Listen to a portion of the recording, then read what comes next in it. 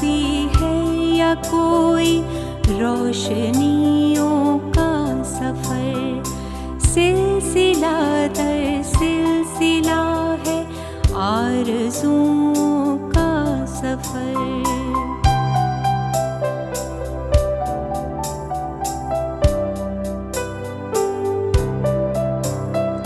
कितने मौसम आए ठहरे और पुकारे चल दिए, छोड़ कर तन्हा हमें किसके सहारे चल दिए। कह कहो का आंसुओं का आरज़ुओं का हिसाब मांगता है वक्त हमसे, गुज़रे लम्हों का हिसाब मांगता है वक्त हमसे, गुज़रे लम्हों का हिसाब। डीडी उर्दू की फ़ख्रिया पेशकश तारीख़ी शऊर और आपके ज़ौक़ की तस्कीन के लिए एक नया सिलसिला, एक नई कोशिश, यादें। मैं आपका मेज़बान मुईद रशीदी। आज हमारे साथ स्टूडियो में मौजूद हैं उर्दू के मशहूर शायर प्रोफेसर मुज़फ़्फ़र हनफ़ी साहब। मुज़फ़्फ़र हनफ़ी साहब, आपका हमारे स्टूडियो में खैर मक़दम है। हनफ़ी साहब, मुझे जो महसूस होता है कि मुहावरों का इस्तेमाल ज़बान की सतह पर, कई किताबें हैं बेगमात के मुहावरे और इस तरह की चीज़ें, और अपने जितने तबके हैं उतनी तरह के लहजे उतने तरह के हैं, मुहावरे उनके अपने अलग हैं। तो एक बड़ा ज़बान का एक चार मुहावरों से पैदा होता है। धीरे धीरे ज़बान आगे तो बढ़ रही है लेकिन मुहावरे गुम होते जा रहे हैं। तो क्या इसी के साथ नए मुहावरे पैदा हो रहे, आपको क्या लगता है? नहीं, यही तो अफसोस है। अगर पुराने मुहावरे मादूम हो रहे हैं और नए मुहावरे क्वाइन किए जा रहे हैं, उनकी जगह ले लें तो एक बात भी है। कोई अफसोस की उतनी बात नहीं है। नए मुहावरा बन नहीं रहा, पुराने मुहावरों को हम भूलते चले जा रहे हैं। 90% तो भूल ही चुके हैं। बिल्कुल। अच्छे शुआरा और उदबा अपनी तहरीरों में देखिए कि एकदम कारोबारी किस्म की तहरीर होती है, उसमें इबारत आई और रंगीन नवाई भी होती है, सब कुछ होगी, लेकिन बामुहावरा ज़बान लिखना बड़ा मुश्किल हो गया। एक दिल्ली में अभी चंद दिन पेशतर मुझे बहुत अफसोस हुआ जब मैंने सुना कि ज़मीर हसन देलवी का इंतकाल हो गया। कैसे खूबसूरत बामुहावरा ज़बान लिखते थे। एक शायर और हैं इकबाल मेहदी साहब, उनके यहाँ मैं देखता हूँ कि कुछ अफसानों में मुहावरात वगैरह इस्तेमाल करते हैं। तो जो सीनियर कुछ लोग हैं जिनके यहाँ आपको कलकत्ता में अक्सर मैं कहता था सालिक साहब से, एजाज़ अफजल साहब से, आप इतने सीनियर लोग हैं, आपके मुकाबले में मुनव्वराना अपनी तहरीरों में ज़्यादा मुहावरा इस्तेमाल करता है। बिल्कुल। बेगमाती ज़बान का इस्तेमाल देखना हो और उनकी नस्र बहुत दिलचस्पी से पढ़ी जाती है। मुनव्वर के यहाँ देखिए, आप शायरी करते हैं और आपके यहाँ मुहावरात का इस्तेमाल कम से कम है, ज़रबुल अमसाल का इस्तेमाल कम से। सही बात है। कुछ कानपुर में भी आप कुछ अरसा आपने गुजारा है और मुलाजिमत के सिलसिले में, और वो ज़माना ज़ाहिर है बड़ा स्ट्रगल का ज़माना था आपके लिए। तो क्या वो पहलू थे ज़रा? ग़ालिबन ज़िंदगी का सख्त तरीन दौर जो है मेरा, वो कानपुर में ही गुजरा है। मुलाजमत की तलाश में मैं कानपुर चला गया। असल में तालीम यहाँ से हायर सेकेंडरी करने के बाद, खंडवा से हायर सेकेंडरी करने के बाद, चूँकि साइंस में मेरे नंबर बहुत ज़्यादा थे, अभी बताया भी था मैंने कि रियाजी में 100% नंबर आते थे मेरे। वहाँ कोशिश की, वहाँ एडमिशन नहीं मिला तो मैं फ़तेहपुर मुंतकिल हो गया और वहाँ मैंने फ़तेहपुर में हायर सेकेंडरी इंटरमीडिएट में दाखिला ले लिया। ग़ालिबन नवंबर या दिसंबर में ऐसे ही चुहलबाजी के तौर पर एयरफोर्स की कुछ जगह निकली थी, वहाँ मैंने अप्लाई कर दिया। वहाँ से मेरे पास इंटरव्यू लेटर आ गया, लेकिन उसमें शर्त ये थी कि आप स्कूल लिविंग सर्टिफिकेट साथ में लेके। अच्छा। तो स्कूल से स्कूल लिविंग सर्टिफिकेट, कॉलेज से स्कूल लिविंग सर्टिफिकेट लिया। वहाँ पहुँचा चकेरी में। उस ज़माने में बाद में बताया भी उन्होंने कि आपके लिए यहाँ फोर्स वगैरह में फ़िलहाल गुंजाइश नहीं है, आप दूसरे डिपार्टमेंट तलाश कीजिए। तो वहीं रह गया कि दूसरे डिपार्टमेंट तलाश करेंगे। और आज मैं ये बच्चों को ये बात उसके तौर पे बताता हूँ कि सीख लें। वो बिल्कुल ऐसी मुलाजमतों के लिए अप्लाई किया जिनके बारे में आज सोच करके हैरत होती है कि खुदा ना खास्ता हो गया होता तो क्या अंजाम हुआ होता। अभी जब हम रिटायर हुए हैं तो मैं तो 2-3 पब्लिक सर्विस कमीशंस का एक्सपर्ट था। बिल्कुल। तो डिप्टी कलेक्टर रैंक और प्रोफेसर रैंक और इसके न मालूम कितने दर्जनों प्रोफेसर्स के अपॉइंटमेंट किए होंगे। लेकिन وہی شخص وہاں پوسٹ مین اور فرسٹ گارڈ اور دس and that higher secondary school کے بعد جو ہو سکتی تھی اس قسم کی ملازمتیں تلاش کرتا رہا اور کہیں نہیں ملے. اب میں بچوں کو بتاتا ہوں کہ دیکھو وقتی ناکامی سے بددل ہونے کی ضرورت نہیں ہے. عالم الغیب جانتا ہے کہ ماضی سے مستقبل تک تمہارا حال کیا ہونے والا ہے. اگر کسی چھوٹی پوسٹ کے اوپر اپائنٹمنٹ ہو گیا ہوتا تو ساری ترقیاں اور ساری کامرانیاں جو ہیں وہ ختم ہو جاتی. ایک مرتبہ بھوبنیشور میں لیکچرار کی حیثیت سے اپائنٹمنٹ ہو گیا اور ایک ہی مہینے 1.5 مہینے کے بعد ایک صاحب نے کلیم کر دیا تو وہ پوسٹ ہی ڈیزالو ہو گئی. ایک بار سری نگر میں قدوس جاوید کا اپائنٹمنٹ اس کی جگہ ہوا. میرا اپائنٹمنٹ رد کر کے قدوس جاوید کا کیا گیا. اب بیچارہ قدوس جاوید وہاں جا کے پھنس گیا. کتنا فاصلہ یاد آتا. اگر وہ دہلی جیسے شہر میں ہوتا, کلکتہ جیسی جگہ ہوتا تو کچھ اور ہوتا. تو اس وقت تو بہت مایوسی ہوئی, لیکن اب سوچتا ہوں کہ قدرت جو کچھ کرتی ہے آپ کے حق میں بہتر کرتی ہے. ہم سمجھتے ہیں کہ یہ ناکامی ہے اور اس پر کبیدہ خاطر ہوتے ہیں, لیکن قدرت جو کچھ کرتی ہے, اسی لیے کہا گیا ہے کہ کوشش آپ کیجئے اور نتیجہ قدرت کے اوپر چھوڑ دیجیے. بالکل. آج پروفیسر آپ ریٹائر ہوئے, ظاہر پروفیسر شپ تو ایک اعزاز کی بات ہے ہی ہے. نہ جانے کتنے ایسے شاگرد آج وہ پروفیسرز ہو چکے ہیں. اور میرے خیال میں میرے 8-10 شاگرد تو اس وقت مختلف شعبوں میں ہیڈ آف دا ڈپارٹمنٹ ہیں. خالد محمود یہیں تھے. اس کے بعد اعزاز کی بات ہے کہ اگر شاگرد کامیاب ہوتے ہیں تو استاد کے لیے بھی یہ فخر کا مقام ہوتا ہے. کچھ عرصہ آپ نے بھوپال میں بھی گزارا ہے کانپور کے بعد, اور بھوپال کی یادیں بڑی دلچسپ ہیں. کئی شخصیات کے بارے میں میں نے پڑھا جو آپ کے ارد گرد آپ کے اطراف رہتی تھیں, تو کچھ واقعات ہم وہاں کے جاننا چاہتے ہیں. محیط صاحب, بھوپال غالباً میری زندگی میں جو ادبی حیثیت کو مستحکم کرنے والی جگہ رہی ہے. وہاں تو گلی گلی کوچے کوچے میں شعر و ادب کا, میں اس زمانے کی بات کر رہا ہوں جب میں وہاں تھا. تو بھوپال چھوڑے ہوئے مجھے 40 برس ہو گئے. تو گلی گلی کوچے کوچے میں شعر و ادب کا دور تھا. وہاں عرفان دادا ایک نقاد اور محقق ہوا کرتے تھے, بڑے مزیدار آدمی تھے. کہتے تھے کہ بھوپال میں تو عالم یہ ہے کہ ایک ڈھیلا اٹھائیے تو اس کے نیچے سے 3 شاعر نکلتے ہیں. تو صورتحال اچھا بڑا دلچسپ, اپنی جگہ ایک خاص تہذیب اور ثقافت کا نمائندہ رہا ہے بھوپال. جب مدھیہ پردیش کی راجدھانی بنا تو کہا جاتا ہے کہ پہلے بھوپال کے چاروں طرف پہاڑ تھا, اب پہاڑوں کے چاروں طرف بھوپال, اتنا بڑھ گیا. تو اس وقت کی بات وہاں کی بول چال سے بھی آدمی پہچان میں آتا تھا. صحیح. جیسے یہ غالباً کچھ تھوڑا سا ٹونک وغیرہ میں بھی اثر ہے. بیل کو بیل کہتے ہیں, پیسے کو پیسہ کہتے, پیسے کو پیسہ کہتے ہیں. مختلف ہے. مختلف. وہاں پہ ہمارے ایک سینئر دوست تھے, بڑے محترم اور بڑے اچھے شاعر, اختر سعید خان صاحب, نام سنا ہوا. بالکل. تو میں نے ان سے کہا کہ اختر سعید صاحب, غالباً بھوپال میں پان بہت کھایا جاتا ہے, اور تھوڑی تھوڑی دیر کے بعد اسے تازہ کرنے کے لیے چونا. تو اس زمانے میں سائیکل کے ہینڈل, ان کی جو اسکوٹرز اور بائکس کی بارس, لیمپ پوسٹ وغیرہ, ہر ایک کے اوپر چونا چپڑا ہوا. پکچر دیکھنے جائیے تو ہینڈلز, کرسیوں کے ہینڈلز کے اوپر چونا لگا ہوا. بہت پان کھاتے تھے بے تحاشا.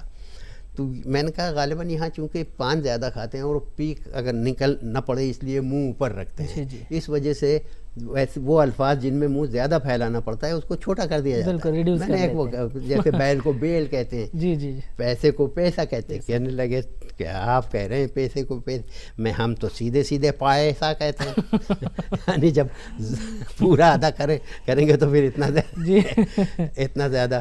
تو یہ صورتحال تھی. تو زبان میں اپنی جگہ ایک خاص قسم کا لہجہ جو کہلاتا ہے بھوپالی زبان, اس کے اوپر باقاعدہ تخلص بھوپالی نے, پاندان والی خالہ اور غفور بھوپالی, 2-3 ان کے ناول ہیں جس میں بھوپالی لہجے کی گفتگو ہوتی.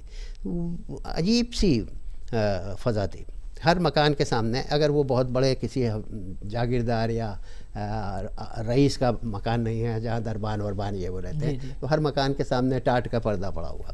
یہ پہچان تھی کہ یہ کسی خالص بھوپالی کا مکان ہے. ہر مکان کے سامنے ایک یہ لال پتھروں کی فرشی, جسے پٹیا کہتے ہیں, پٹیے بچھے ہوئے.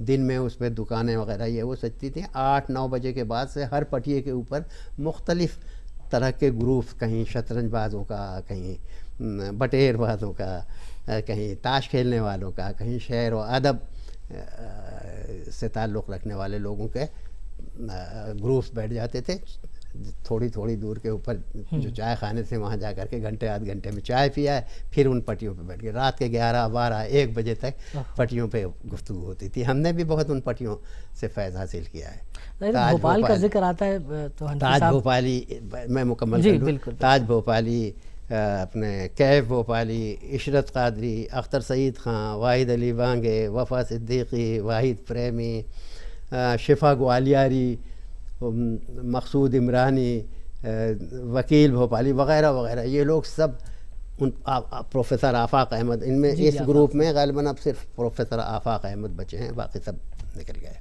تو یہ لوگ رات کو 11 12 بجے تک ادبی اور مختلف. امیر حنفی بھی اس زمانے میں وہاں ریڈیو کے اوپر فیکس ہوا کرتے تھے. امیر حنفی ہمارے ساتھ اسکول میں ٹیچر بھی رہے، پرائمری اسکول ٹیچر 1 سال 1.5 سال. اس کے بعد پھر ہم لوگ نکل آئے دوسرے شعبے میں. تو امیر حنفی بھی ان پٹیوں پر آ کر بیٹھتے تھے، اور ان کا خاص جو شغل تھا، ان سے جو فرمائش کی جاتی تھی وہ امیر خسرو، حضرت امیر خسرو کی کہ وہ جو ای ہم رفت جی جی دھن کی چل رہی ہے، روئی اڑ رہی ہے، یعنی اس دنیا سے جسے بھی جانا ہے دھنکنے والا دھنکتا چلا جائے. اتنا خوبصورت انداز میں وہ سناتے تھے. ای ہم رفت و ہم رفت رفت رفت. عمیق سے وہاں سے ہماری جو بے تکلفانہ دوستی ہوئی تو دہلی تک قائم رہی ہمارے یہاں. تو پھر جامعہ میں وہ ریسرچ اسکالر بھی ہو گئے تھے، جلد ہی انتقال ہو گیا ان کا. بھوپال کے قیام میں 2 شخصیتیں، ایک تو کیف بھوپالی اور دشنت کمار. یہ دشنت کمار کو آج کافی پڑھا جا رہا ہے، اور خاص طور پر ہندی کا جو طبقہ ہے وہ بہت شوق سے پڑھتا ہے. اردو کی شاعری ہے پورے طور پر محسوس ہوتی ہے، کہیں کہیں کچھ ہندی کا محاورہ اور کچھ ایسی جھلک نظر آ جاتی ہے لفظیات کی سطح پر، محاورے کی سطح پر، برتاؤ کی سطح پر. تو دشنت کے ساتھ آپ نے کچھ وقت گزارا ہے، اور کیف بھوپالی صاحب کو بھی آپ نے دیکھا ہے، بڑی رنگا رنگ شخصیت کے مالک تھے. تو کچھ ان کی یادیں تازہ ہو جائیں تو. دیکھیے دشینت کا معاملہ میرے بہت قریبی اور بے تکلف دوستوں میں تو دشینت نہیں تھے، شناسہ تھے، لیکن ادب میں خاص طور پہ غزل کی جانب مائل کرنے میں میرا اور فضل تابی شیخ، وہ بھی انتقال کر گئے، سیکریٹری تھے مدھیہ پردیش اردو اکیڈمی کے. تو ہم تینوں آدمی مختلف ڈپارٹمنٹ میں کلرک تھے. میں فارسٹ ڈپارٹمنٹ میں کلرک تھا، دشینت غالباً سوچنا میں تھے، صحیح نہیں کہہ سکتا لیکن کلرک تھے، اور فضل تھے جی اے ڈی میں، جنرل ایڈمنسٹریشن میں. ہم لوگ بھوپال میں جب بھی ملتے تھے تو شعر و ادب کی جب باتیں ہوتی تھی تو غزل کے بارے میں دشینت بڑے کان کھڑے کر کے سنتے تھے. پھر کچھ انہوں نے کہنا بھی شروع کیا، اور اکثر جیسے ایک ان کا چاند میں بھی داغ ہے اور سینے میں بھی آگ ہے وغیرہ اس قسم کے شعر جب وہ کہہ کے لاتے تھے تو میں انہیں کہتا تھا کہ تم ہندی کے شاعر ہونے کی وجہ سے بڑا فائدہ اٹھا رہے، اللہ کے ساتھ تم اللہ کا قافیہ باندھ سکتے ہو، ہم نہیں باندھ سکتے. چھوٹے ہے، چھوٹی ہے، اردو میں چھوٹی ہے اور بڑی ہے کا فرق ہے. تمہارے یہاں بندی کو کوئی خاص اہمیت دی نہیں جاتی تھی، آگ کا قافیہ تم داغ باندھ لو گے، اردو میں اگر ہم نے باندھ لیا تو ہمارا سر مونڈ دیا جائے، ناقدین تڑی پار کر دے گے ہمیں. تو اس طرح سے انہیں بتاتے رہتے تھے.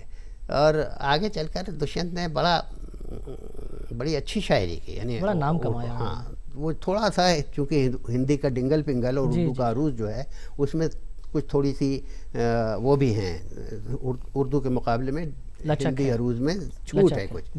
تو اردو والے جب اسے دیکھتے ہیں تو وہ سمجھتے ہیں کہ یہ شعر بے بہر ہو گیا، لیکن وہ ہندی کے اعتبار سے بہر میں ہوتا ہے.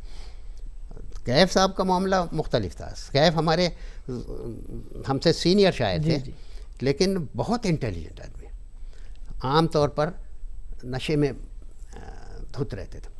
ایک نشست میں ان کی صدارت میں نیا گیا ہوا تھا، جب میرا نمبر آیا اور میں نے شعر پڑھنے شروع کیے تو باقی لوگوں کو تو وہ خوب اچھل کے تقریباً داد دے رہے تھے. میرے اشعار پہ وہ ایک دم گردن ڈال کر کے خاموش بیٹھے رہے.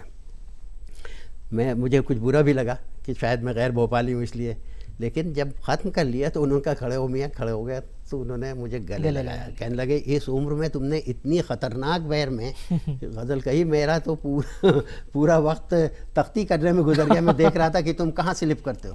تم نے ایک رکن جو ڈراپ کیا ہے پہلے مصرے سے تو وہ پوری غزل میں ہر مصرے میں ڈراپ کر گئے، یہ تو نئی غزل تم نے بہر ایجاد کر لی ہے، اور وغیرہ وغیرہ۔ ان کا ایک بہت دلچسپ واقعہ سناؤں گا۔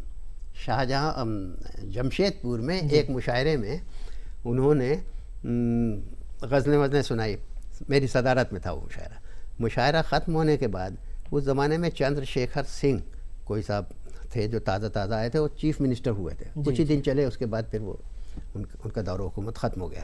تو ہم لوگ کنارے کھڑے ہوئے اور واقعی ایم ایل اے اور مختلف جو منتظمین اور جو کنوینر تھے وہ چیف منسٹر صاحب کو رخصت کرنے میں لگے ہوئے۔ میں نے اس ایم ایل اے سے جو منتظم بھی تھا، شجاع نام تھا اس کا، میں نے کہا شجاع صاحب اگر ممکن ہو تو ذائقہ منہ کا خراب ہو رہا ہے، ایک پان بھجوا دیجئے۔ ہاں سر لاتا ہوں کر کے چلے گئے۔ تھوڑی دیر کے بعد پھر گزرے، میں نے کہا شجاع صاحب وہ پان رہ گیا؟ اچھا ہاں سر لاتا ہوں، پھر چلے گئے۔ تیسری مرتبہ جب گزرے تو کیف صاحب نے کہا او سوجا، باقاعدہ سوجا کا او سوجا۔ میں نے بوتل مانگی تو 1 منٹ میں لے آیا، اور وہ شریف پروفیسر پان مانگ رہا ہے، 3 مرتبہ کہہ چکا جب پانڈے کرا۔ بہت پیارے آدمی تھے، بہت پیارے آدمی، بڑا نوش ہونے کے باوجود کبھی ایسا نہیں ہوا کہ ان کے ہاتھ سے کبھی تہذیب کا دامن چھوٹا۔ بڑی بات ہے۔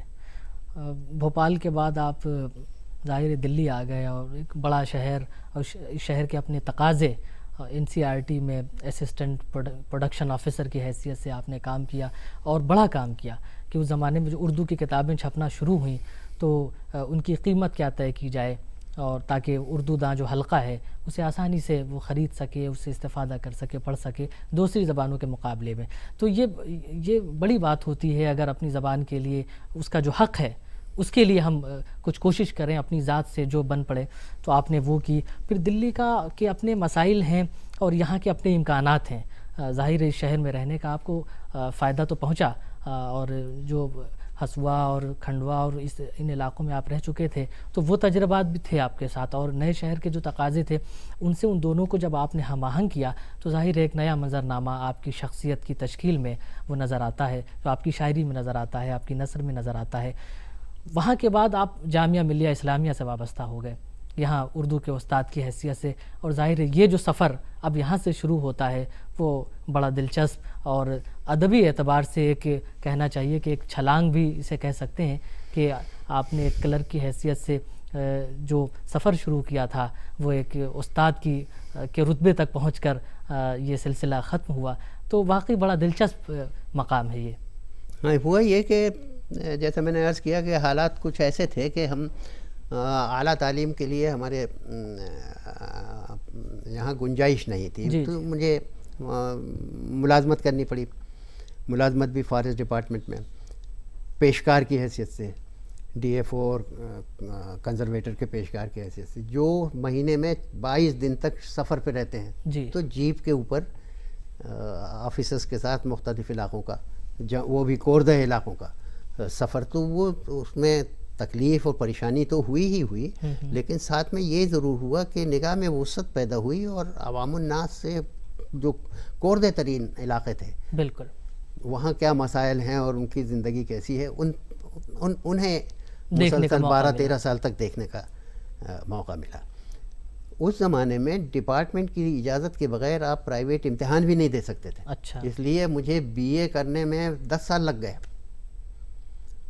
بی اے کرنے کے بعد قوی صاحب نے اپنے ہاں، اسی لیے میں ان کا بیحد قائل ہوں، اپنے کالج میں انہوں نے مجھے ایڈمیشن دے دیا اور حاضری کی شرط اڑا دی، آپ چھٹیوں کے دنوں میں یا آفس سے فارغ ہونے کے بعد رات کے 10-11 جب جی چاہے، اب میں سیہور میں تھا، 20-22 میل کا سفر طے کر کے آنا پڑتا تھا، رات کے 11-12 بجے تک ان سے استفادہ کر کے پھر واپس، اور کتابیں اور مختلف قسم کے نوٹس جتنی میری ضروریات تھیں قاضی صاحب اپنی لائبریری سے اور ورنہ دوسری جگہوں سے حاصل کر کے میرے لیے فراہم کرتے تھے، اور بڑی ان کی میرے اوپر عنایت تھی۔ تو اس طرح ایم اے کیا، اور اسی کے ساتھ ہی کہ ایم اے کرنے کے بعد بھی کہیں ایسا نہ ہو کہ میں یہیں فارسٹ ڈپارٹمنٹ میں ہی رہ جاؤں، تو ساتھ ہی ساتھ میں نے LLB میں داخلہ لے لیا، 4 سالہ کورس LLB کا ساتھ میں کیا، اور اس کے بعد پھر شاد عارفی سے چونکہ مزاجی مناسبت تھی، اس لیے ان پر آزادانہ میرا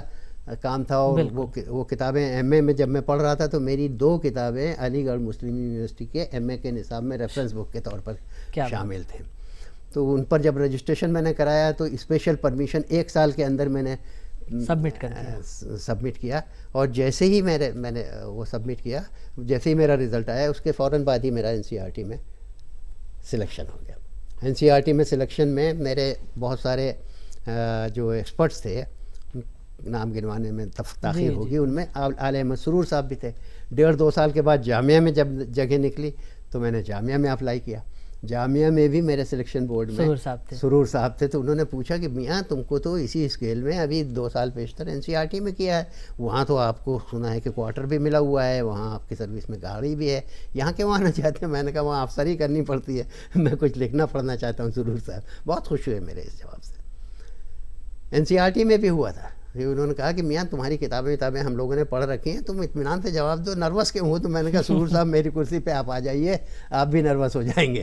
کینڈیڈیٹ ہمیشہ نروس ہوتا ہے، وہ ہوتا ہے، ظاہر ہے. تو یہ صورتحال تھی. البتہ یہ ہوا ہے کہ جو مزاج بے باکی کا اور صاف گوئی کا چھوٹے شہروں اور قصبوں سے لے کر آیا تھا، وہ دلی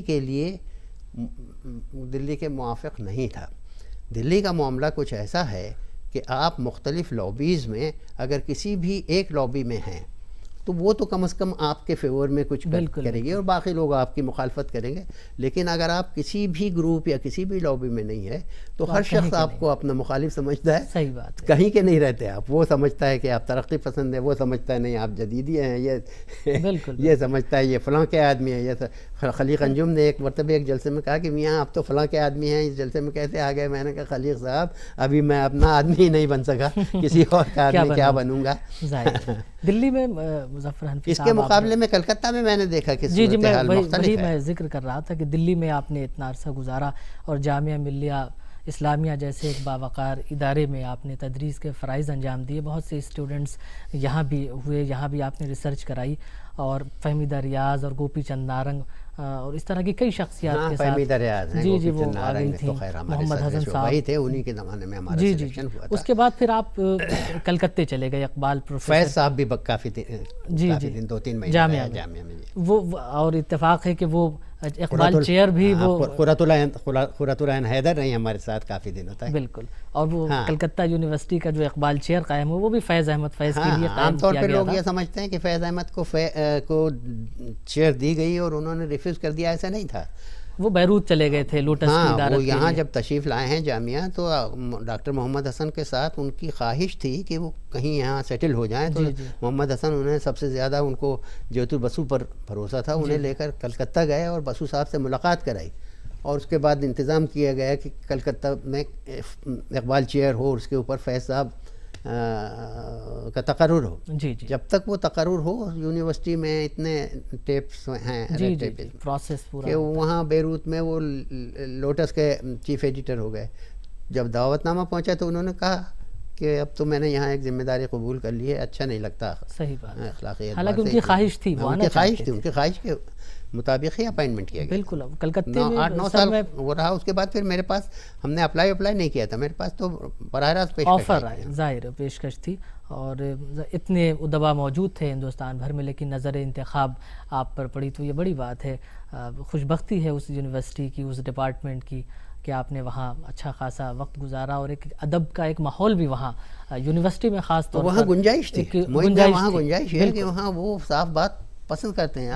اکثر بھرے جلسوں میں نے سالک صاحب کتنے سینئر آدمی تھے، میں ان کے شاگردوں کی حیثیت رکھتا تھا. بےحد قابل، بےحد نفیس آدمی، لکھنوی تہذیب کے اور شائستگی میں.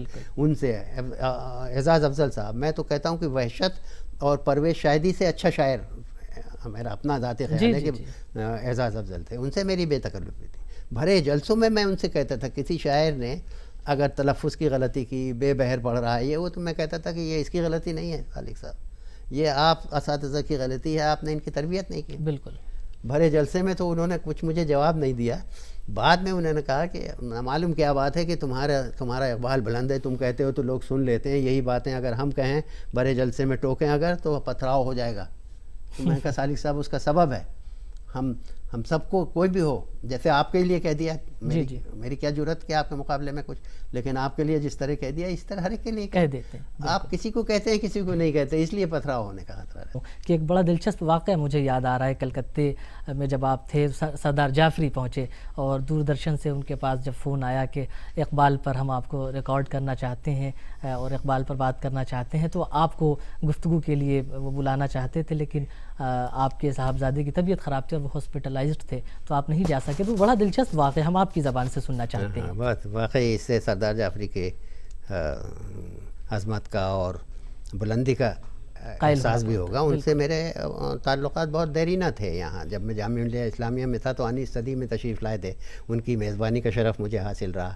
ان کا پرچہ گفتگو بمبئی سے نکلتا تھا. تقریباً ان کے ہر دوسرے شماروں میں میری چیزیں شائع ہوئی. مباحث میں جدیدیت اور ترقی پسندی کے مباحث میں بھی میں شریک رہا وغیرہ. تو ان سے تعلقات پرانے تھے. دوسرے یہ بھی کہ میں اقبال چیئر کے اوپر تھا. چنانچہ جب سشیل گپتا وہاں پروڈیوسر تھے کلکتہ دوردرشن پہ، انہیں انوائٹ کیا تو انہوں نے بطور خاص کہا کہ اگر مظفر حنفی اینکر کی حیثیت سے میرے ساتھ بیٹھیں گے تو میں آؤں گا، ورنہ میں نہیں آؤں گا. تو سشیل کا میرے پاس فون آیا. میرے بیٹے فضیل کی طبیعت بہت زیادہ خراب تھی. ایسا پیچیدہ مرض تھا کہ ڈاکٹروں کی سمجھ ہی میں نہیں آ رہا تھا. وہ مشن ہاسپٹل میں، رام کرشن مشن ہاسپٹل میں ایڈمٹ تھا. تو اس کے دوسرے ہی دن کا آپریشن بھی ہونے والا تھا. تو میں نے معذرت کر لی. انہوں نے بتایا سردار کو، تو سردار نے خود مجھے فون کیا. پہلے انہوں نے ریوتی لال شاہ ان کے بڑے بھگت تھے، انتقال ہو گیا غریب کا، تو انہوں نے کیا. اس کے بعد ان سے معذرت کی تو خود سردار نے فون کیا. تو میں نے کہا، انہیں واقعہ بتایا کہ بھائی اس وقت معاملہ یہ ہے کہ میرا بیٹا بالکل موت و زیست کی کشمکش میں ہے. کل آپریشن ہونے والا ہے اس کا. میں موڈ ہی نہیں ہے، نہیں آ سکوں گا میں. اچھا مجھے معلوم نہیں تھا. یہ بھی نہیں بتایا تھا میں نے انہیں کہ ملنے کے اوقات کیا ہیں، اس کے بیٹے کا نام کیا ہے وغیرہ وغیرہ. پتہ نہیں انہوں نے ریوتی لال شاہ سے سنا یا کیا سنا. دوسرے دن جب میں بیٹے کی مزاج پرسی کے لیے گیا، وہ ٹائم جو مقرر ہوتا ہے اس وقت گیا، سردار جعفری وہاں کھڑے ہوئے تھے. دیکھ کے لپٹا لیا. مجھے معلوم نہیں تھا بیٹے کا یہ حال ہے. بھائی میں نے سوچا کہ بیٹے کی مزاج پرسی پہلے کر لیں، اقبال کی مزاج پرسی پھر کبھی بعد میں کر لیں گے. تو یہ اقبال کی مزاج پرسی پر واقعہ یہ ہے کہ ان کی عظمت کی دلیل ہے. مظفر حنفی صاحب، آپ کی زندگی کا جو سفر ہے وہ ادبی سفر، ملازمت کا سفر اور اتنے تجربوں سے بھری ہوئی زندگی، مشاہدوں سے بھری ہوئی زندگی کہ ایک ایک واقعے پر اگر ہم روشنی ڈالیں اور ان پر گفتگو کریں تو ظاہر ایک دفتر ہو جائے، اور وقت ہمارے پاس کم ہے کہ ان سارے واقعات کا ذکر کرنا ہمارے لیے اس وقت تو مشکل نہیں ہے. لیکن آپ کی تحریروں کے ذریعے اور آپ نے جو واقعات قلم بند کیے ہیں وہ کچھ اخبارات میں بھی قسط وار وہ چھپے ہیں اور کتابی صورت میں بھی وہ واقعات جمع ہو گئے ہیں. تو ان سے بھی لوگ گاہے گاہے استفادہ کرتے رہتے ہیں. ظاہر ہے واقعات تجربوں کا نچوڑ ہوتے ہیں اور آنے والی نسل کے لیے بڑی بات ہوتی ہے کہ ان واقعات سے وہ استفادہ کرے، ان سے سیکھے اور اپنے تجربوں کو ماضی کے تجربوں سے ہم آہنگ کر کے ایک وسیع تر منظرنامے سے اپنے آپ کو ہم آہنگ کرے اور اپنی زندگی کو تنوع عطا کرے. تو ایک بڑی بات ہوتی ہے. آپ نے بہت دلچسپ گفتگو کی اور بڑے اچھے گوشوں سے آپ نے نقاب ہٹایا اور اتنی اچھی گفتگو کے لیے، اور آپ ظاہر مصروف ہیں، ان مصروفیتوں سے آپ نے ہمارے لیے وقت نکالا. ہم آپ کے بہت شکر گزار ہیں. آپ ہمارے اسٹوڈیو تشریف لائے، اس کے لیے ہم آپ کے بہت شکر. مجھے بھی اس گفتگو سے بڑی طمانینت کا اور مسرت کا احساس ہوا. واقعہ یہ ہے کہ گفتگو دو بدو اس کتاب کا نام ہے. اس میں بچپن سے لے کر اور تاحال جو زندگی کے پرلطف واقعات ہیں، جو سامعین جن کو پڑھ کے خوش ہو سکتے ہیں. باقی اپنی زندگی کے وہ واقعات جو مایوس کن ہیں یا جو غیر اہم ہیں ان کو تفصیل سے بیان کرنے کے بجائے میں نے یہی سمجھا کہ گفتگو دو بدو میں وہ واقعات پرلطف انداز میں جن میں ادبی واقعات بھی شامل ہیں اور گھریلو ذاتی زندگی کے واقعات بھی شامل ہیں، تو وہ اچھی ایک سوانح عمری کی سی حیثیت رکھتی ہے. اس کتاب کا آپ نے ذکر کیا، بہت بہت شکریہ، اور آپ نے یاد کیا، اس کے لیے بھی بہت بہت شکریہ. ناظرین، یہ تھے پروفیسر مظفر حنفی صاحب. آپ کا شمار ہند و پاک کے بلکہ پوری اردو دنیا کے اہم اور نمائندہ شاعروں میں ہوتا ہے. غزل کی جب بھی بات ہوگی مظفر حنفی صاحب کا حوالہ ضرور آئے گا. وقت ہو چکا ہے. اب اپنے میزبان معید رشیدی کو دیجیے اجازت. پھر ملیں گے اگلے ہفتے ایک نئی شخصیت اور اس سے جڑی کچھ اہم، قیمتی، خوبصورت، بامانی اور رنگا رنگ یادوں کے ساتھ. تب تک دیجیے اجازت. دیکھتے رہیے DD اردو، ایک چینل، ایک تحریک. یاد ماضی ہے یا کوئی روشنیوں کا سفر سلسلہ در سلسلہ ہے آرزوؤں کا سفر